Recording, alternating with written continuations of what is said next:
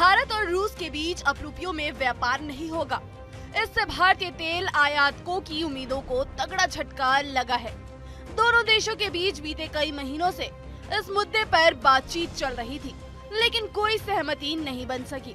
रूस का कहना है कि उसके बैंकों में भारतीय रुपए भरे पड़े हैं।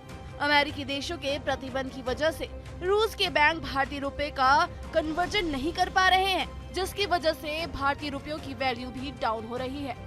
गौरतलब है कि फरवरी 2022 में यूक्रेन पर हमले के बाद रूस ने भारत, चीन से समेत कई देशों को सस्ता तेल बेचने की पेशकश की। भारत ने पश्चिमी देशों की परवाह किए बगैर रूस का ऑफर स्वीकार कर लिया और रूस से अपनी जरूरत का 20% से ज्यादा कच्चा तेल खरीदने लगा। ब्लूमबर्ग की रिपोर्ट के मुताबिक भारत रूस से रोजाना 12 लाख बैरल कच्चा तेल खरीद रहा है। एक आंकड़े के मुताबिक भारत का आयात करीब 400% बढ़ गया है, जबकि निर्यात करीब 14% कम हो गया है। यानी भारत को रूस के साथ व्यापार में घाटा हो रहा है। उधर रूस है कि रुपये में पेमेंट लेने से इनकार कर रहा है, यानी भारत को सस्ते तेल का लालच महंगा पड़ता नजर आ रहा है। गौरतलब है कि भारत अब तक रूस से करीब 30 अरब डॉलर का कच्चा तेल खरीद चुका है और रूस के बैंकों में वो पैसे पड़े हैं। रूस भारतीय करेंसी को अंतर्राष्ट्रीय व्यापार के लिए इस्तेमाल नहीं कर सकता, क्योंकि उस पर प्रतिबंध लगा है।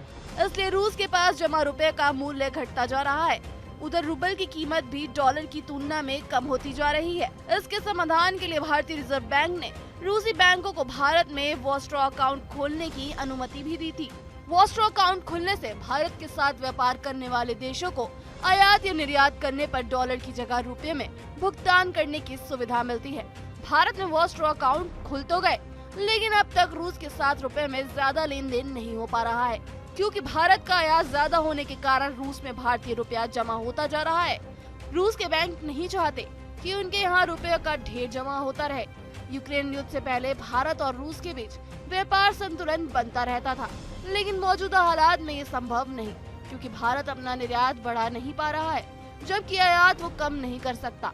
तो इस रिपोर्ट में इतना ही। देश दुनिया की तमाम बड़ी खबरों के लिए देखते रहिए TV9 भारतवर्ष।